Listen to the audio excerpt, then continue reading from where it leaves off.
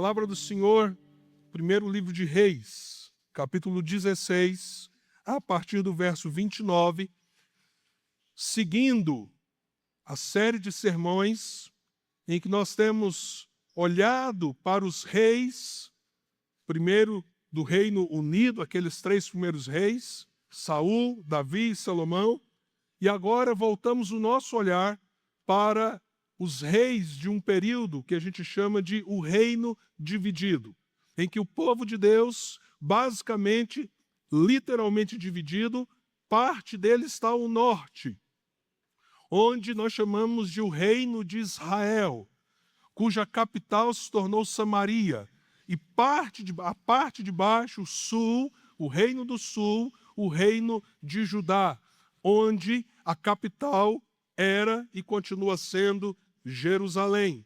Nesse contexto, nós temos tentado entender como nós nos posicionamos nessa nossa relação com o poder, com o Estado, numa atitude de amadurecermos dentro do processo que nós temos vivido como povo, como brasileiros, mas também como igreja do Senhor Jesus. Assim diz então o texto da palavra. Primeiro livro de Reis, capítulo 16, a partir do verso 29. No 38º ano do reinado de Asa, rei de Judá, Acabe, filho de Onri, tornou-se rei de Israel, e reinou 22 anos sobre Israel em Samaria. Então aqui é o quê? Reino do Norte. E Asa é rei de Judá. Por que tem os dois reis? Porque o reino está dividido. Acabe, filho de Onri, fez o que o Senhor reprova, mais do que qualquer outro antes dele. Ele não apenas achou que não tinha importância cometer os pecados de Jeroboão, filho de Nebade, mas também se casou com Jezabel, filha de Etbaal, rei dos Sidônios, e passou a prestar culto a Baal e a adorá-lo. No templo de Baal, que ele mesmo tinha construído em Samaria, Acabe ergueu um altar para Baal. Fez também um poste sagrado. Ele provocou a ira do Senhor, o Deus de Israel, mais que todos os reis de Israel antes dele. Antes dele. Você está vendo aqui duas colunas de caixas. Presbiteriano, a gente sempre conta para menos. Então eu falei assim, põe as caixas lá na frente, para o pessoal ver a quantidade de Bíblia. Aí o pessoal fez duas colunas, uma para frente e outra para trás. Então só para você ver aqui, ó. Tem uma coluna atrás. Então, pode não parecer, mas aqui são 40 caixas de Bíblia. São 1.200 exemplares. Para onde essas Bíblias vão? Elas são fruto de uma parceria entre a nossa igreja e a Agência Presbiteriana de Evangelização e Comunicação para enviarmos esse material para a equipe que estará na África. Essas Bíblias irão para uma região onde ter uma Bíblia é um luxo, onde Bíblias são caras e difíceis. Não é uma região em que esteja proibida a pregação do Evangelho. É uma região onde o Evangelho pode e está expandindo, mas cuja carência, meus amados irmãos, de recursos financeiros, humanos, didáticos e da palavra de Deus é muito grande. Mas e se a gente pegasse essas Bíblias e mandasse, por exemplo, para a Coreia do Norte, que tem também uma carência enorme. E essa Bíblia chegasse na mão de alguns irmãos que, apesar de terem fé em Jesus, nunca tiveram uma Bíblia que eles pudessem ler. E aí, de repente, o governo da Coreia do Norte descobrisse que naquela casa, aquelas pessoas possuem uma Bíblia. O que aconteceria? Você tem noção? Os agentes do governo estariam autorizados a executar o líder daquela casa imediatamente. Mas se eles achassem um pouco radical, eles poderiam oferecer a outra possibilidade.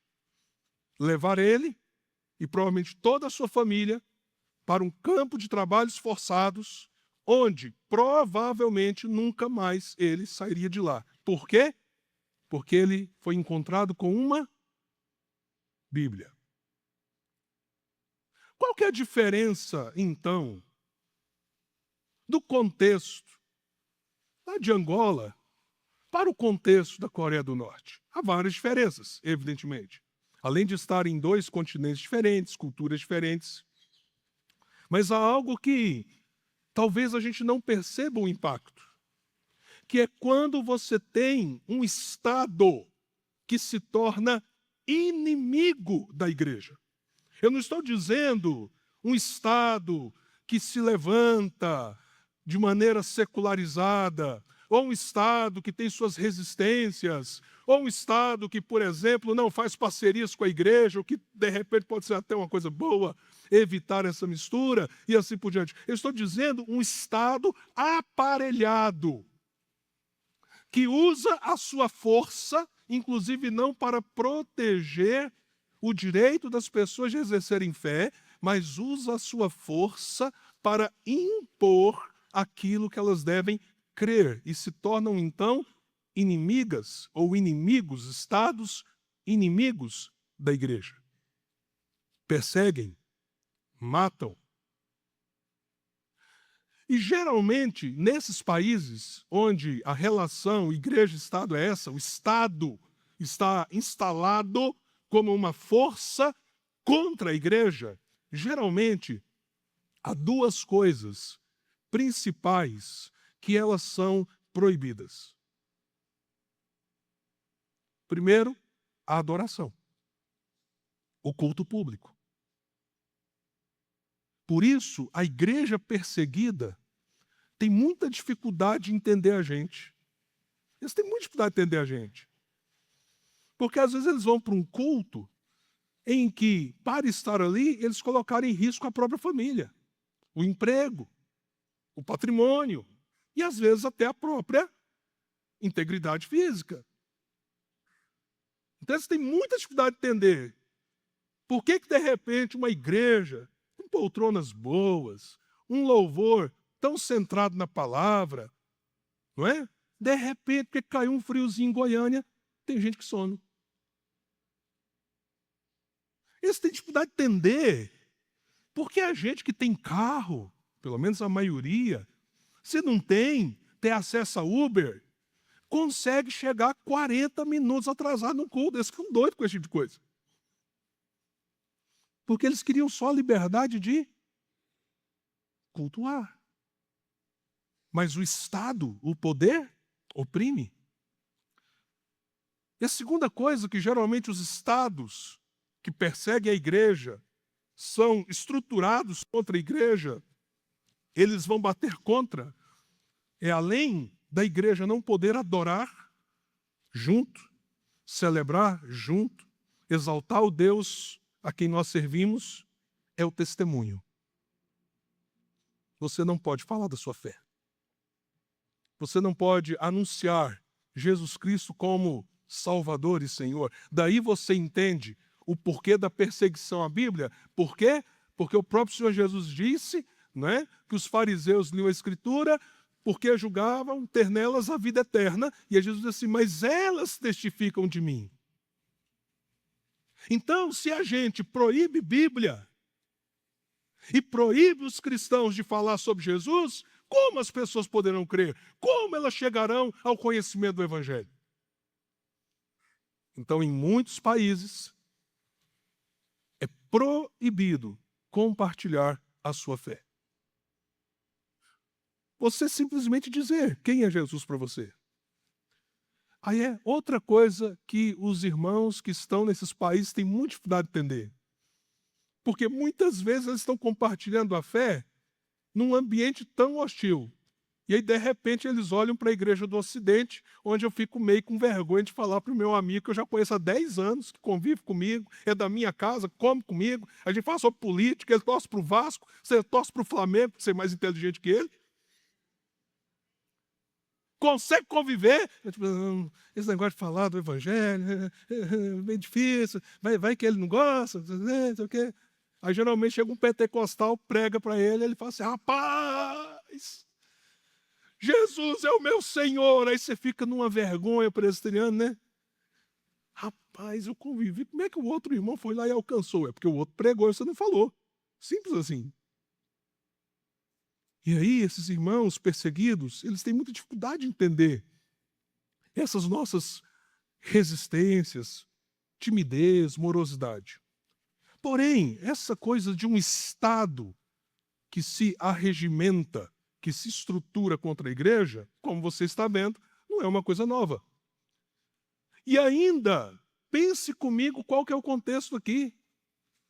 Lembra da missão do povo no Velho Testamento? Nós falamos sobre isso aqui no domingo passado pela manhã. O povo de Deus no Velho Testamento foi escolhido para ser uma nação com governo, com estrutura, com sacerdócio, com culto, que sinalizasse o Deus verdadeiro. Mas há uma decadência espiritual tão grande que acha o clímax no reinado de Acabe, que esse povo, pensa, que nasceu algumas vezes de homens e mulheres que não poderiam ter filhos, que nasce do chamado de um homem que o seu chamado era abençoar as nações, que vive a escravidão no Egito e, como nós lemos aqui antes, viu as maravilhas de Deus em libertá-los para serem essa nação que receberam uma lei não de um propósito, desculpa, de um processo antropológico, sociológico, de evolução da sociedade, tal, recebeu a lei do próprio Deus. E esse povo entra numa situação tão terrível, em especial a tribo do norte, que o governo, que deveria ser o governo entre o povo de Deus para anunciar o Deus de Israel, o governo agora está regimentado contra o próprio Deus de Israel. Que coisa mais louca. Que coisa mais louca. O reinado de Acabe foi marcado por conquistas econômicas, alianças estratégicas, construções significativas. Se você pega tudo que a arqueologia nos traz de informação, você vê que houve uma ascendência econômica, política, mas houve uma decadência espiritual, como nunca se tinha visto, inclusive à luz do texto que nós lemos. Essa história não é uma história curta. Eu li apenas a introdução. Se você quer ter uma visão disso tudo que eu estou te falando, você precisa ler 1 Reis de 16 até 22, onde você tem todo esse cenário, todo esse retrato. Então, como nós não temos tempo de ler todos esses capítulos, eu quero levantar algumas coisas para você e nós vamos aplicar isso à nossa realidade contextual hoje, e eu vou apenas citar onde isso está nesses capítulos, do 16 até o de número 22. Então, a primeira questão que eu queria que a gente pensasse: como esse reinado de Acabe e seu casamento com Jezabel, lembra? Essa mulher aqui virou sinônimo de uma manipuladora, da mulher que controla um líder fraco, de uma mulher má, perversa, violenta. Como que esse casal ali instalado no reino de Israel, eles personificam, né? Ou o que eles personificam? Primeiro, eles personificam como o Estado, ou seja, o poder estabelecido, pode assumir a posição de inimigo contra Deus e da verdade. É o que nós vimos aqui, por exemplo, no verso 30. Que Acabe fez pior do que qualquer outro, até então. E ele instala um outro culto. Lembra o que eu te falei? Quando você tem um Estado que persegue a igreja, ele não apenas persegue a igreja, ele instala outro tipo de adoração. Na Coreia do Norte, é o governo. Na China, também. Nos países islâmicos que perseguem a igreja, é a fé islâmica. Seja onde for, há culto, há adoração, há devoção. Mas há uma força, uma entidade, uma realidade ou a uma organização que negue e que não deixe que o evangelho de Cristo seja anunciado e que proíba o culto a Deus. Acabe e Jezabel personificam isso dentro da realidade do Velho Testamento no reino de Israel. Segundo, como o Estado pode obter ganhos políticos e econômicos através da injustiça. Se você for lá no capítulo 21, você vai ter uma história muito triste. Um homem chamado Nabote tinha uma vinha fantástica.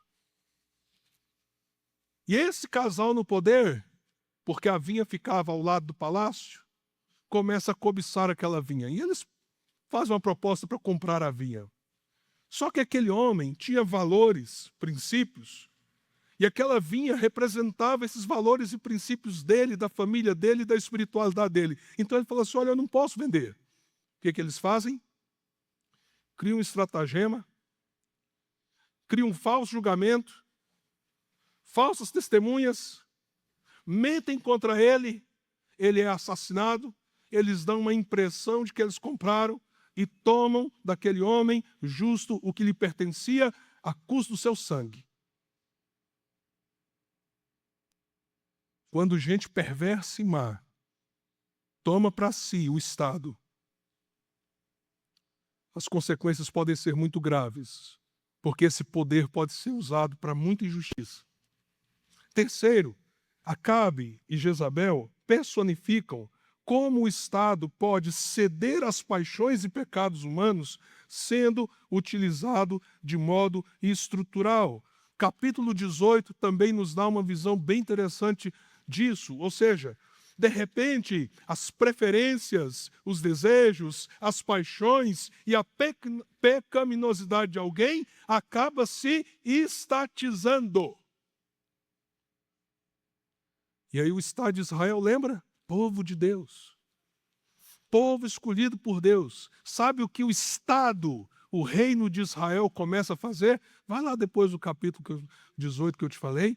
Começa a matar os profetas de Deus.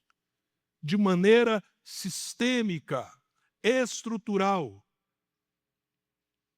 E Deus levanta no meio daquele Estado um homem chamado Obadias para preservar 2 grupos de 50 profetas, cada um numa caverna, para que a mão do Estado, o poder político engendrado pelo coração mau de Jezabel, não viesse com a sua força para destruir todos os profetas.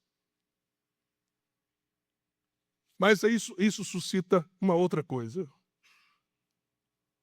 E Deus isso tudo? E Deus isso tudo?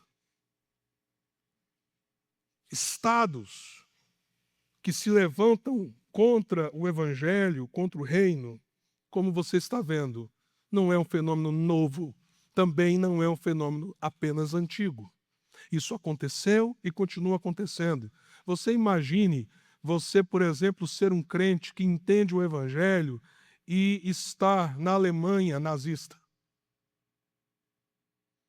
Um pastor luterano chamado Dietrich Bonhoeffer, por exemplo, é um dos exemplos de alguém que se posicionou e que o poder do Estado veio, o aprisionou, e poucos meses antes de Hitler ser derrotado, ele é morto, martirizado. Mas e Deus? Deus tem alguma coisa a dizer diante disso? E a gente, como a gente deve responder? Como a gente deve lidar com isso? Seja estando dentro de uma estrutura assim, ou como igreja do Senhor, onde há liberdade, mas estamos vendo os nossos irmãos sendo perseguidos assim. Como a gente responde, age? E aí, como nós podemos gerar confiança e ter esperança quando as coisas chegam nesse nível, nessa proporção? E aí eu acho que, mais uma vez, a história bíblica está aqui para nos dar respostas. A história bíblica está aqui para nos dar respostas. A história está aqui para nos mostrar quem é o Deus a quem nós servimos. Então, o que nós aprendemos com a história? Primeiro, guarde isso no seu coração. Seja no meio de um estado onde há liberdade. Seja no pior estado que se levanta contra a igreja.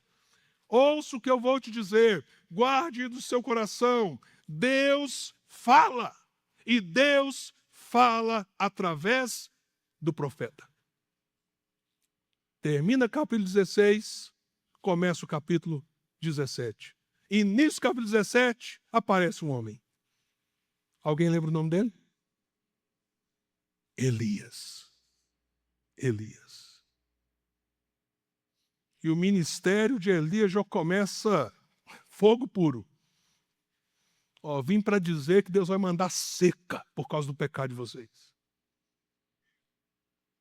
E Deus vai falando através de Elias e outros profetas.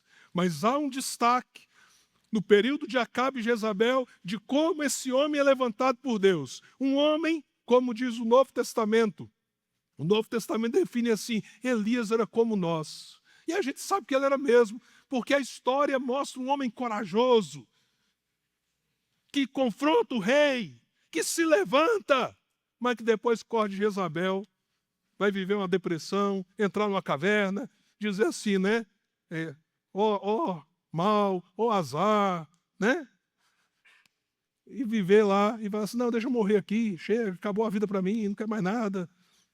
E aí, claro, o nosso Deus, como é pródigo em fazer isso, vai lá e resgata esse homem, mas ele era homem como a gente, mas ele é a boca de Deus. Deus se levanta no meio dessa iniquidade, no meio dessa perversidade, no meio dessa perseguição, e Deus fala. Mas como Deus fala hoje? Preste atenção. O ofício profético já acabou. Jesus deixou muito claro que João Batista foi o último dos profetas. Ninguém mais tem autoridade no aspecto da profecia do Velho Testamento, com a inerrância que é oferecida àqueles profetas, a levantar a voz nesse sentido como um ofício profético. Deus me ungiu para ser profeta. Igreja, ouça a voz do Senhor. E a gente esquece Bíblia, esquece a revelação de Deus, que é suficiente, que é inerrante, que já foi dada. Aí agora a gente vai ficar ouvindo os indivíduos. Eu já contei essa história aqui, há pouco tempo atrás, aqui em Goiânia, alguém levantou e falou assim, vamos lá na igreja tal, ouvir o profeta de Deus que chegou da ilha de Patmos. E o cara, na época, era uma autoridade.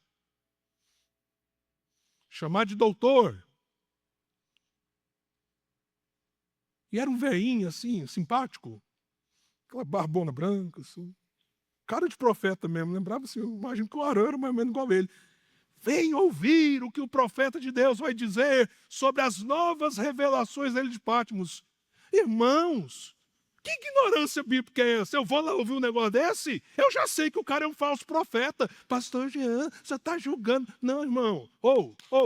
Acorda. Não estou julgando ninguém, não. O apóstolo João disse que não se acrescente um tio ao livro dessa profecia. Onde ele teve as visões? Patmos, irmãos. Sobre o que ele está dizendo? A profecia fechou, está selada. Aí, nossa, irmão, você é tão espiritual, vai lá ouvir a profecia do homem que teve as novas visões de Patmos, quando a Bíblia que você carrega diz que isso é falso.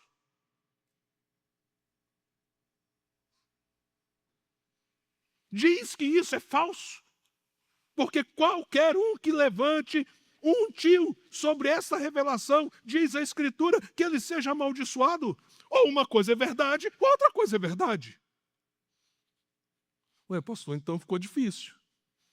Porque num mundo que tem tantos estados, poderes, reinos contra a igreja, Fora os reinos estruturais contra a igreja. Tem tanta coisa, tanta injustiça. No nosso país tem tanta coisa que deveria ser dito. Então, onde que vai ter profecia? Onde que vai ter voz de Deus? Preste atenção. Não existe ofício profético, mas existe dom profético. Você sabe qual que é a diferença? Profecia, como no Velho Testamento, que é o caso de Elias, se encerra em João Batista como um modo de revelação.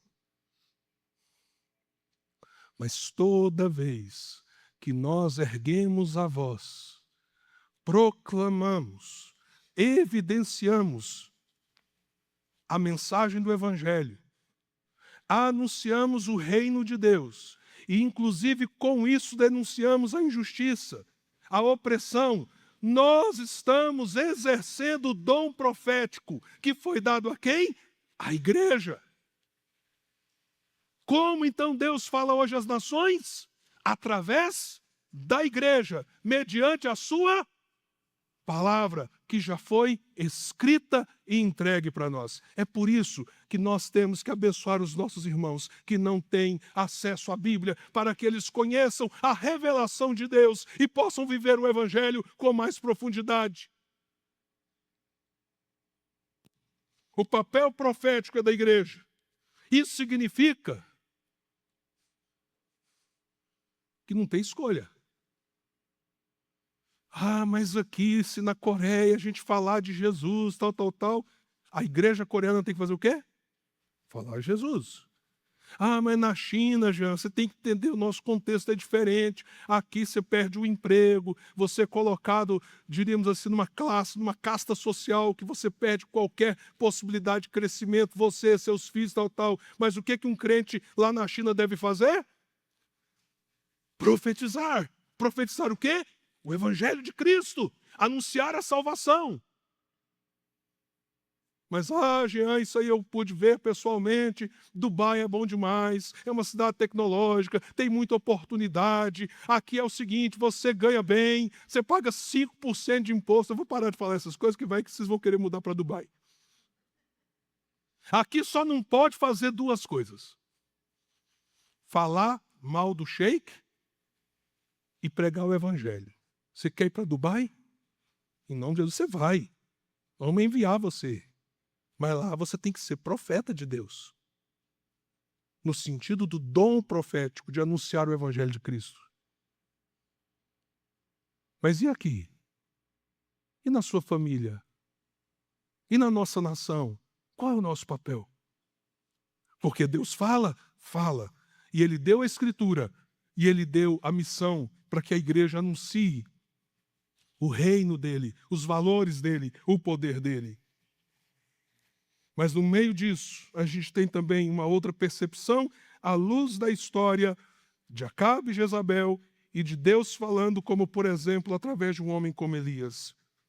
Deus cuida e seu povo é preservado. Isso, por exemplo, a gente vê no capítulo 18. A gente vê quando vem a seca, Deus alimenta o profeta. Aí a seca é tão terrível que o ribeirão, lá onde ele é colocado, alimentado ali por corvo seca, Deus vai e fala assim, vai para Sarepta, fora do território, ele vai, chega lá, não apenas Deus cuida dele, mas cuida ainda de uma viúva com o seu filho. A gente vê isso quando Obadias se levanta, poderia ser morto por traição ao rei, se levanta para proteger aqueles profetas dentro da caverna. A gente vê isso quando Elias, com medo de Jezabel, foge, mas um anjo alimenta ele no deserto e depois Deus o visita para trazer consolo e renová-lo espiritualmente. A gente vê isso o tempo todo nessa história. Deus fala no meio das perseguições, Deus fala diante do mal desse mundo, Deus fala mesmo que o Estado, o poder se estabeleça contra ele, e Deus cuida do seu povo. Irmãos, ninguém aqui deve ser masoquista. E ninguém aqui deve pensar que qualquer coisa que a gente faça, compra a nossa salvação. Então, por favor, entenda o que eu vou dizer com muita clareza ao colocar esse ponto que eu vou colocar aqui. Ninguém deve buscar o sofrimento pelo sofrimento, e ninguém também deve, nesse sentido, provocar a ira de Deus. Agora, presta atenção. Começa a ler, em especial em Apocalipse, os sinais da honra do reino sobre os mártires.